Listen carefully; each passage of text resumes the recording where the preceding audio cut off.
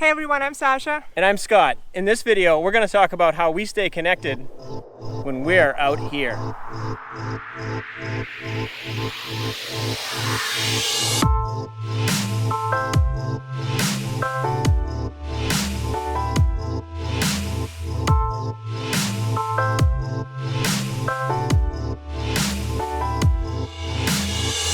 You may have noticed that we've changed locations. Our first location was really beautiful and we were able to connect to the internet. However, it was a little bit too slow to be useful for us. So after a couple days of staying there, we decided that we needed to move to some place with better internet service, and that's how we ended up here.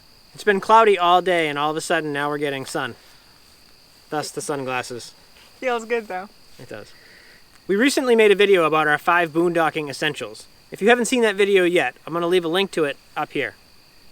So in that video, we got a lot of comments and questions about how we stay connected to the internet. In this video, we will cover some of the basics behind using cell phones and hotspots for making phone calls, texting, and using the internet. This is a pretty complex topic, and we want to start with some basic information before we dive into the details. We will start with what we mean by connected. We are talking about 2 different types of connection. First, your basic cell phone service. This will allow you to make phone calls and send text messages with your mobile phone. And second is an internet connection. This will allow you to access the internet and online services ranging from websites and email to streaming services like Netflix, Amazon, and Hulu. The most important component of staying connected is being within range of a cell phone tower. It's easy to tell when you have service on your phone by looking at the number of bars you have, but not all service is the same. You may have had 1 or 2 bars on your phone and tried to make a call only to have that call fail, or possibly you tried to send a text message and had that fail too. 2 of the biggest things preventing successful communication between your phone and the cell tower is the distance between your phone and the cell tower and any obstructions that might be in the way. Those obstructions could be things like trees or mountains or large rocks or even an RV that's parked next to you. There are a few ways to get better signal without the use of additional technology. The simplest way is to just get closer to the cell tower, so move around until your phone shows that it has more bars. Another simple fix is to keep your phone away from your body or anything that would absorb or reflect the radio waves being sent and received by your phone. I often find that using speakerphone or a Bluetooth headset allows me to keep my phone propped up and away from anything that would interfere with communication. Finding higher ground will usually result in better signal because you are reducing the amount of obstructions between you and the cell tower. So the higher you are, the better.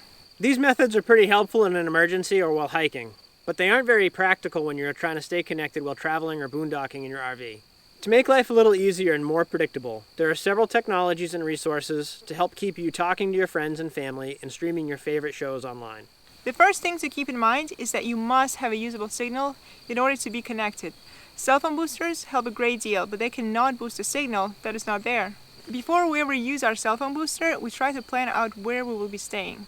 We usually choose location based upon reviews stating that there was decent cell service, or by using coverage maps found on each cell phone company's website.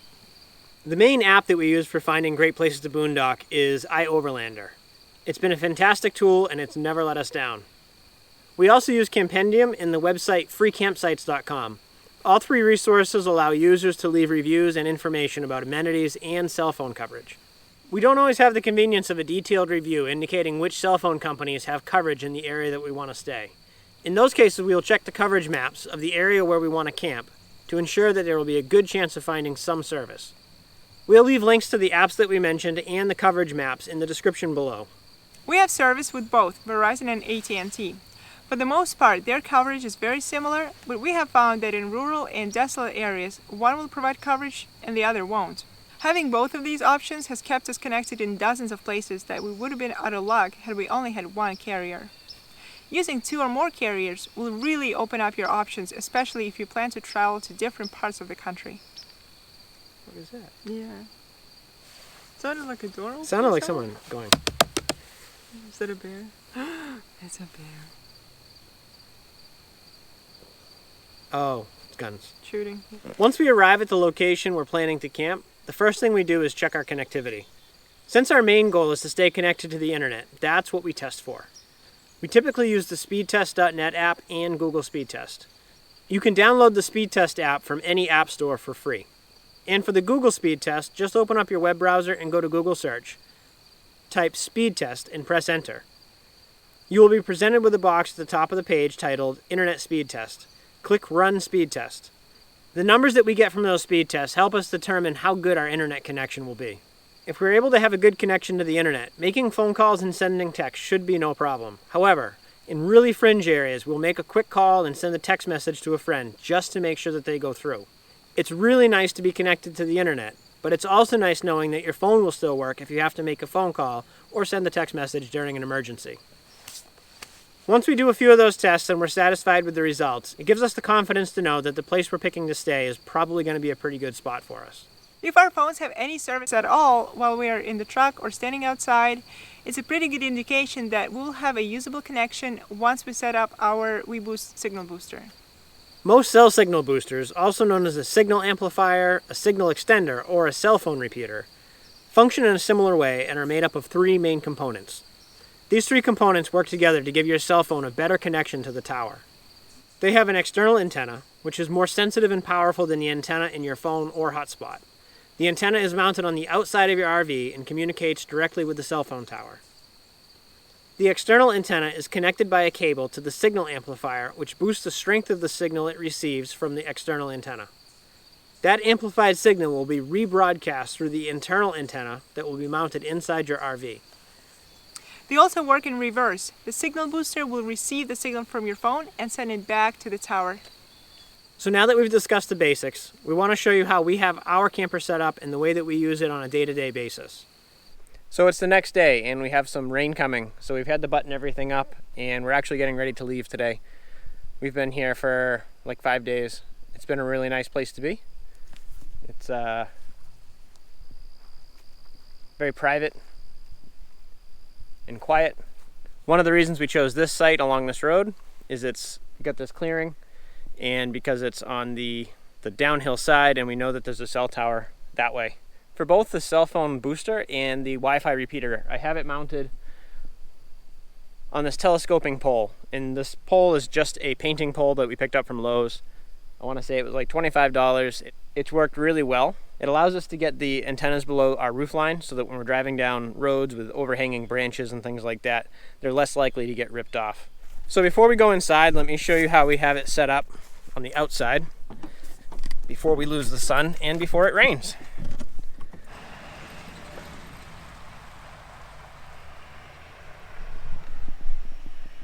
That's our first vehicle today. We got this really cheap used bike rack. It's a Yakima, I believe it's a Yakima rack. I think we got it for like 10 bucks. It's kind of broken, but it was perfect because I was able to drill holes in it and use U-bolts to attach to the ladder. And it's actually strong enough sometimes because of the chairs. I'll stand on the side here and it's been fine. But originally we were going to try to mount our bikes to it. That did not work out. And we actually have another video about the ongoing saga of our bike rack solution, which I'll link to in the top. I drilled some more holes out here to use the U-bolts and attach the antenna. And I put it tight enough to hold, but it will still, if I have to, I can still twist it. Because this is fiberglass and I don't want to crush it. This releases and drops the antenna. I don't have a ton of space to stand here. So I push this in. After it got bent, it got very sticky. I should probably lubricate it.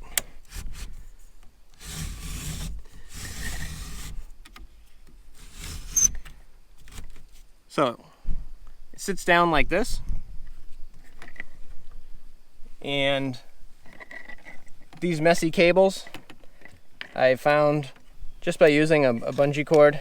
It keeps them away from the camper so they don't bang against this, and they can just sit like that. That's no big deal. When we get to a site, our setup is going to look like this. It's down below the roof line, which you can see, but this is pretty well protected. I can always rotate this if I need to, and we'll leave it down most of the time. If we have a really good cell service, we obviously don't turn the booster on, but sometimes we do, just to get us a little bit faster speed. Depending on the orientation, if the cell phone tower is behind us or to the side, this will actually work fine even though the camper's blocking it. However, if the cell phone tower is on the other side of the camper, it would really not work very well, and that's why we have it so that we can telescope it up. I looked into a lot of options with the telescoping poles, And they have some of them out there that go up like 40 feet. So if you're in a boondocking location and you have an adequate mount, you can put the antenna way, way up in the air, which would be really helpful. However, we haven't needed to do that yet. The couple times that we've boondocked in really desolate desert areas like out west, there just was no cell service. I think even if we got the antenna like 100 feet in the air, it still wouldn't have worked. We just planned for those periods where we're not going to have any service. Our pole got bent a couple times because we drove with it up. Don't do that. We actually put just a random business card on the dashboard that says antenna, so that as we drive off, if that's in front of my speedometer, I remember, hey, I got to go put that down. Replacing these antennas can be pretty expensive, so we try to be careful with them. Let me see if I can get Sasha out here to help record. Can you come help me record? Sure. He's climbing up. Come on. Come on.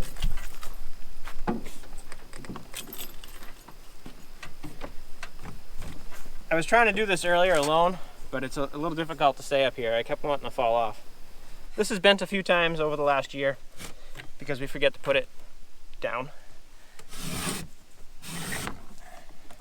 It gets stuck right here and then it goes free. So we just put it up like that. It really only gets it maybe 3 feet over the roof line, which I'll take you up there and show you that now.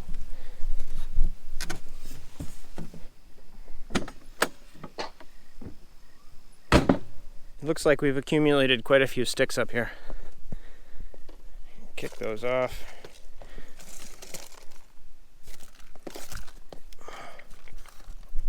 So you can see the antenna sticks up above the roof line enough that it clears everything, and that's useful for both the cell phone booster and the Wi-Fi repeater. As I ran the cables reluctantly up through the roof, they give you an entry gland, which I completely covered in this self-leveling sealant. This is the cable that goes to the external cell phone booster antenna, and this goes to the Wi-Fi repeater antenna. I do check on this regularly. I don't like having holes in the roof, but it was kind of my only option. So the cable runs from there along here, and then it does a bit of a loop down here. That's to make it work more easily with the telescoping pole. Our Wi-Fi repeater is made by a company called Alpha, and I'll cover that in a few minutes. I would personally recommend installing the entry on the side of the camper.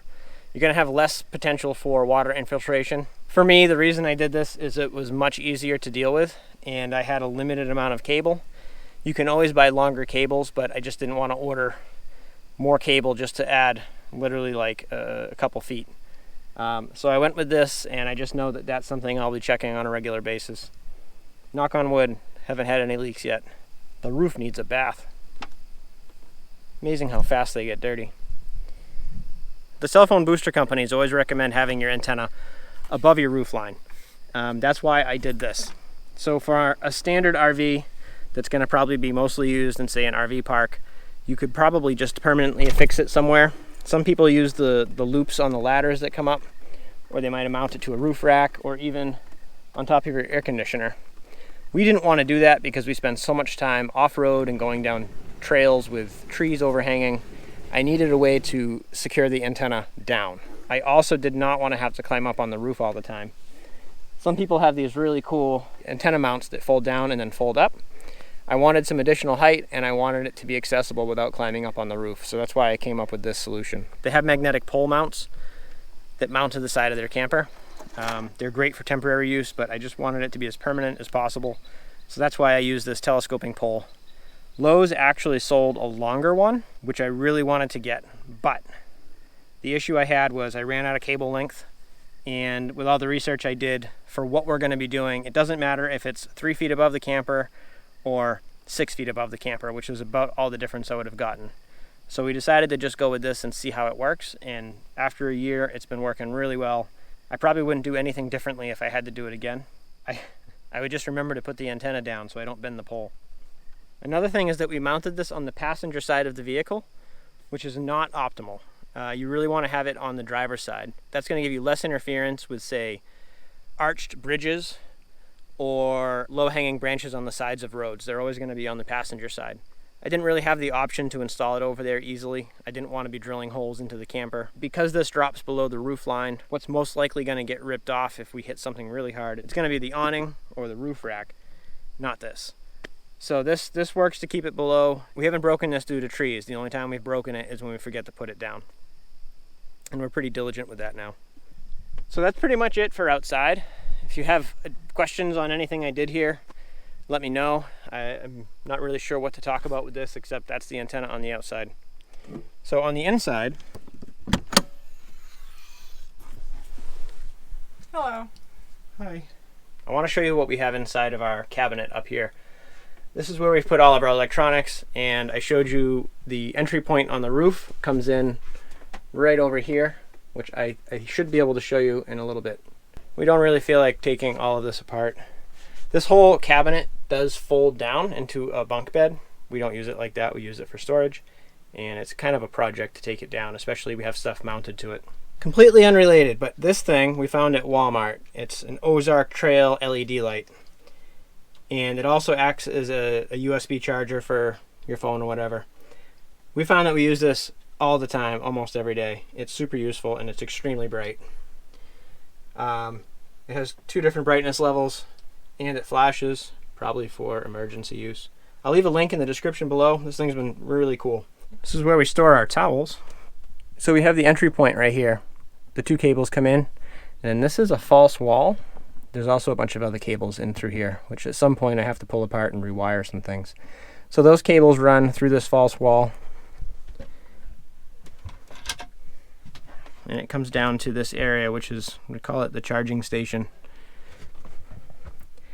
It's a little bit messy in here because I have a million cables, but I'll do my best to explain what everything is.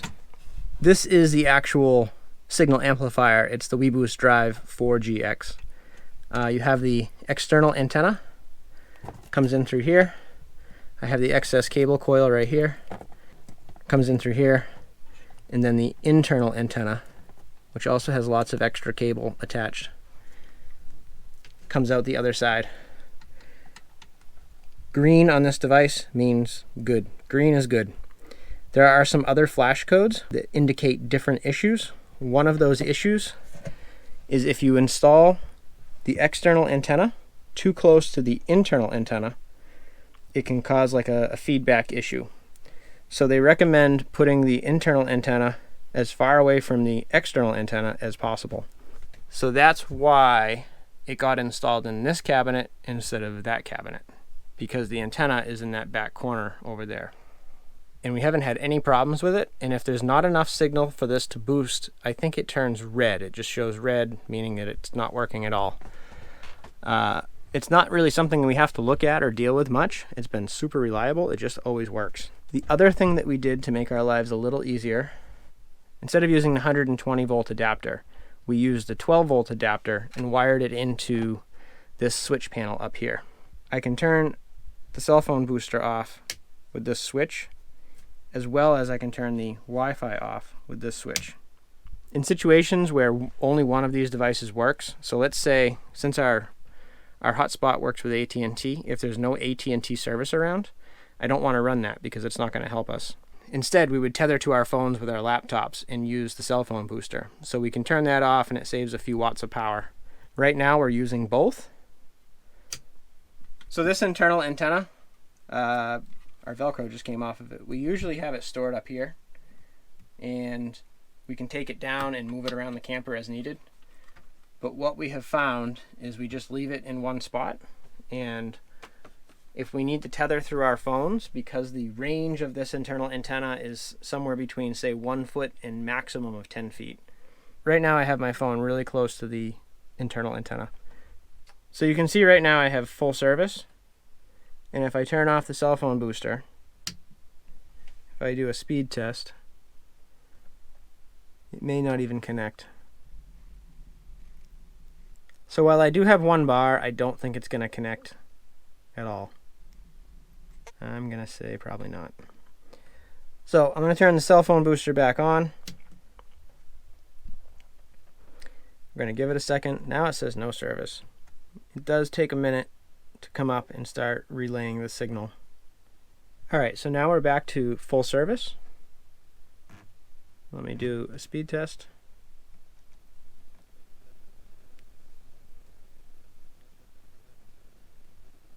We're getting 15 down, 16, 17, 18.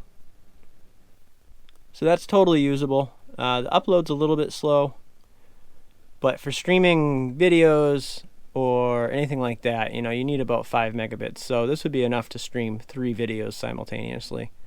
I'm talking like Netflix, Hulu, YouTube. The upload's a little bit slow, but for most people that's not important. When we upload YouTube videos, that's very important for us. We try to get as fast a connection as possible because it can take several hours to upload. That really shows you the difference between having a cell phone booster and no cell phone booster. Without it, we would be pretty much dead in the water. We wouldn't be able to do anything out here. So I also want to talk about our dedicated hotspot. This is a MoFi 4500. I'll put some links in the description. Probably the best setup that we could do is to wire external antennas directly to it. These are the antennas that come with it. These work great for most usage. Unfortunately, right behind here, there's an aluminum beam, which can definitely affect the signal. But what we've found is by simply having the internal cell phone booster antenna in here, it's not an ideal setup. It actually will reduce the speed that this is capable of performing at. But when we're way out in the middle of nowhere, we don't really care about the speed. We just need it to work well enough for our basic daily functioning. What's nice about not having this with dedicated antennas is that we can take it out and move it around if we need to. So like if we want to stay at a hotel or something like that, we can take this with us pretty easily and keep the antennas. And this will also boost the signal for the AT&T service that we have. So without having to spend a lot of extra money on external antennas for this as well, I decided to just stick with this and see how it went. And so far it's been working really, really well. The last gadget that we have in here, it's a little bit harder to see, is this Alpha Networks. And this is a Wi-Fi repeater. This is the cable that runs up on the roof. It goes to the external Wi-Fi antenna. And then this is the internal Wi-Fi antenna. When we're not using it, we fold it up out of the way like this. We very rarely use this device. We've probably used it maybe like 6 or 7 times in the last year. But when we did need to use it, it was the only option we had to stay connected. It was either at a national park that had no cell service. It just had the visitor center Wi-Fi, and we were able to use this to grab it. We've also been able to get like McDonald's and Starbucks Wi-Fi from across the street by using this system. And actually recently in Maine, there was a campground that we stayed at that had no cell service. We were able to get connected to their office and stay online for a couple of days using that. But 99% of the time, we get our internet from this and from our phones. Sometimes if Sasha's teaching a lesson and she needs the fastest possible internet and I need to either upload or download something, I'll just connect to my phone. And that way it's 2 separate connections. It doesn't affect her ability to Skype. Keep in mind that most of these cell signal boosters will work with any carrier, so you don't have to find one that's specific to your cell phone company. We went with a WeBoost 4G-X RV, but there's a lot of other options out there, and we would urge you to continue researching and watching YouTube videos about what other people are using. We'll leave some links in the description with some of the best products available on the market right now. But make sure you continue to do your research and figure out what's best for your application. Thank you guys for watching. If you have any questions or comments, please leave them below. If you have any comments, leave us a comment. In the comment section. We're always looking to help answer any questions that are out there, since we're already the ones out on the road doing stupid stuff and I have no idea what I'm saying. Ramble. If you guys have any suggestions for future videos, please let us know down in the comments. It helps us make videos that are relevant to what you're looking for. And please subscribe to our channel. It really helps us. So thank you for watching, and we'll see you in the next video. Bye. Bye.